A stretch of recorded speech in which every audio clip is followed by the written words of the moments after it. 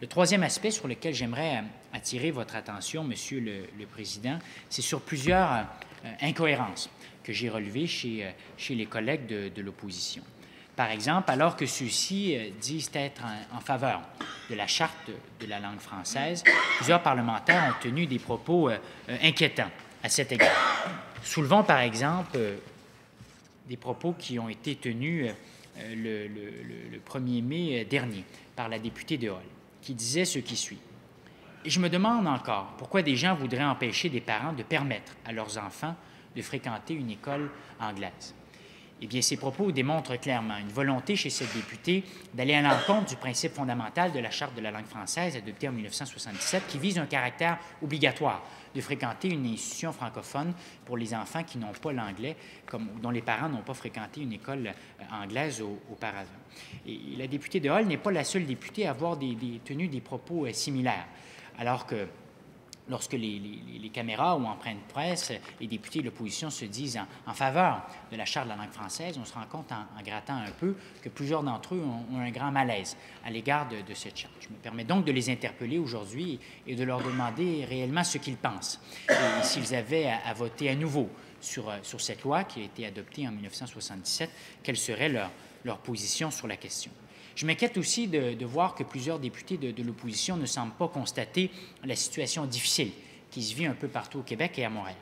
Par exemple, le jeudi 2 mai dernier, la députée de Gatineau affirmait, après une énumération de différentes statistiques sur la situation linguistique à Montréal, ces chiffres-là sont concluants.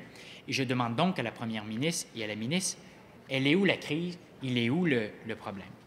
Bien, je me permets de souligner à la députée de Gatineau que cette opinion n'est pas partagée par la plupart de la population québécoise. Par exemple, en 2009, un sondage qui avait notamment été publié dans Le Devoir titrait ce qui suit.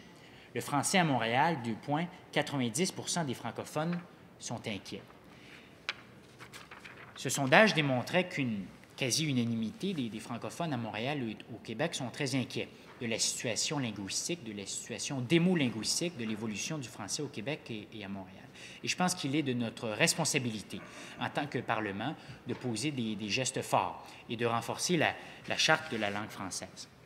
À cette époque, en 2009, M. Alain G. Gagnon, directeur du Centre de recherche interdisciplinaire sur la diversité au Québec, affirmait ce qui suit.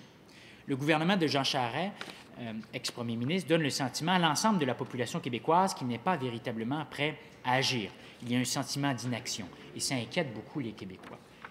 Eh bien, aujourd'hui, nous souhaitons répondre à cette préoccupation de la population québécoise et pour ça, je me serais attendu à une grande collaboration des partis d'opposition sur cette question. Parce que si nous n'agissons pas, si nous ne posons pas des gestes forts, je pense que nous sommes condamnés à assister à une diminution de la place du français en Amérique du Nord et moi, ça m'inquiète beaucoup. Et j'ai eu la chance, durant mon expérience politique jusqu'à présent, de croiser plusieurs personnes qui m'ont parfois demandé « Mais pourquoi posons-nous autant de gestes pour renforcer la langue française, pour s'assurer de la pérennité de cette langue? » J'ai l'intime conviction que la langue que nous parlons, les chansons que nous écoutons, les films que nous écoutons, les expressions que nous utilisons sont un facteur fondamental, pour ne pas dire le facteur numéro un de qui nous sommes, de notre identité en tant qu'individu et de notre identité, de notre singularité en tant que collectivité. Et chacun des mots qui résonnent, la syntaxe que nous utilisons nous définit en tant qu'individu et je le répète, j'ai l'intime conviction que si nous perdons cette langue ou si nous cessons de l'utiliser, nous serons des êtres fondamentalement différents. Et au même titre qu'on s'émeut lorsqu'une espèce animale disparaît pour préserver une certaine écologie, je pense qu'il est également de notre devoir de se battre pour préserver une écologie culturelle dans cette planète qui est de plus en plus mondialisée, pour préserver une écologie linguistique. C'est d'ailleurs ce qui avait amené l'UNESCO, il y a quelques années, à déclarer une année internationale des langues. Parce que plusieurs langues disparaissent, plusieurs dialectes disparaissent chaque année à travers le monde. Bien sûr, on ne parle pas de langues comme français, comme l'espagnol, l'anglais, mais des langues qui sont parlées par beaucoup moins de locuteurs. Et il s'agit là d'un phénomène inquiétant sur lequel à mon humble avis, on devrait s'émouvoir tout autant que lorsqu'on constate, par exemple, une perte de biodiversité au niveau de l'écologie, de la faune ou de la flore, parce que c'est une grande richesse au niveau culturel, au niveau mondial, d'avoir tant de cultures qui cohabitent et qui vivent ensemble. Et il a été démontré, je pense, dans plusieurs exemples à travers la planète, que ce sont souvent des législations, l'encadrement, des régulations qui ont permis de préserver ces caractères distincts et de préserver ces grandes richesses culturelles. Et aujourd'hui, je compte donc sur la collaboration des différents partis d'opposition. Et je voudrais souligner également quelques autres éléments des discours de mes collègues parlementaires qui m'ont un peu choqué. Par exemple, toujours la députée de Hall affirmait il y a quelques jours que le fait d'avoir fréquenté une école anglophone à son époque lui avait permis de vraiment réussir dans la vie. Et j'insiste sur le terme « vraiment ». Parce que ce qui m'inquiète dans ces propos, dont plusieurs parlementaires ont tenu des propos similaires, c'est que je me demande si celle-ci ne laisse pas sous-entendre qu'on ne peut pas vraiment réussir dans la vie à moins de fréquenter une telle école anglophone.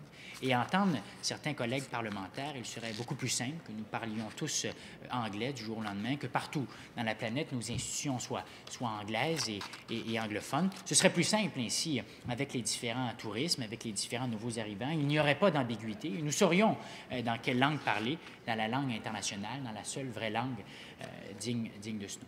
Je me permets de me porter en faux contre ces propos, parce que je pense qu'encore une fois, on peut être fier d'une langue comme la langue française et que ça ne nous empêche pas d'aller chercher un bilinguisme, un trilinguisme. Et ma vision du portrait linguistique du Québec, c'est celle-ci, c'est de permettre à tous les jeunes Québécoises et Québécois d'avoir une solide connaissance de la langue française et d'acquérir dans ce contexte francophone une maîtrise de l'anglais et voire d'une troisième langue. Et c'est ce qui est mis de l'avant dans plus en plus d'écoles au Québec. Et je tiens donc à réaffirmer que notre formation politique souhaite non pas un Québec qui se referme sur lui-même, mais au contraire, un Québec qui est décomplexé, un Québec fier de sa langue et qui très fièrement peut s'affirmer à la face du monde et dialoguer d'égal à égal avec les différentes nations. Mais je pense que tant que nous n'aurons pas stabilisé et acquis cette confiance à l'égard de notre langue, il sera toujours difficile de discuter ainsi d'égal à égal avec les différentes nations. Et je pense que tant que nous ne serons pas confiants, que nous ne nous sentirons pas menacés par rapport à cette langue, à cet élément fondamental de notre identité, il sera très difficile d'arborer l'avenir avec confiance. Donc, je vous ai résumé un peu ma vision de ce projet de loi et c'est pourquoi j'appuierai bien sûr sans réserve cette démarche et bien sûr je ne pense pas qu'il s'agit là d'une finalité. Il faut continuer d'être vigilant sur ce dossier sensible qui est celui de la langue. Je pense que nous avons toutes les raisons d'être fiers du chemin qui a été parcouru dans notre histoire. Faut-il se rappeler également que cette bataille ne date pas d'hier.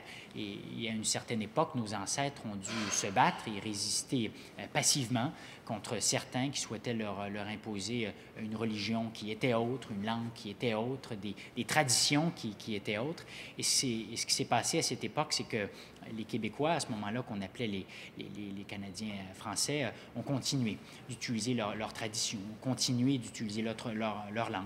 Et c'est ce qui a fait qu'encore aujourd'hui, le Québec est une société distincte qui, au sein de l'ensemble canadien, a un système de droit qui est différent, a un héritage qui est différent. Et je pense vraiment que cette richesse, bien loin d'être un fardeau, est une grande force, est un moteur qui nous permet de continuer d'avancer. En terminant, je me permets de dire qu'il devient bien sûr inquiétant aussi la situation des Québécois et des francophones dans l'ensemble canadien qui réduit. On constate que les taux d'assimilation sont très élevés, que ce soit chez les Acadiens ou que ce soit chez les francophones hors Québec. Les francophones se concentrent de plus en plus au Québec et dans le pourtour de l'ensemble québécois. Il devient donc difficile, dans un contexte au sein de la Fédération canadienne, de défendre cette langue et cette culture qui est la nôtre. Je me permets donc de dire, bien sûr, que j'espère voir de mon vivant, et je suis bien parti parce que je ne suis pas trop vieux, un moment où le Québec, bien sûr, sera souverain et où nous pourrons atteindre ce rêve dont j'ai parlé, qui est d'une nation francophone décomplexée, qui peut arborer l'avenir avec confiance et discuter dans cette langue qui est la nôtre avec les gens d'un peu partout dans le monde d'égal à égal. Merci beaucoup, Monsieur le Président.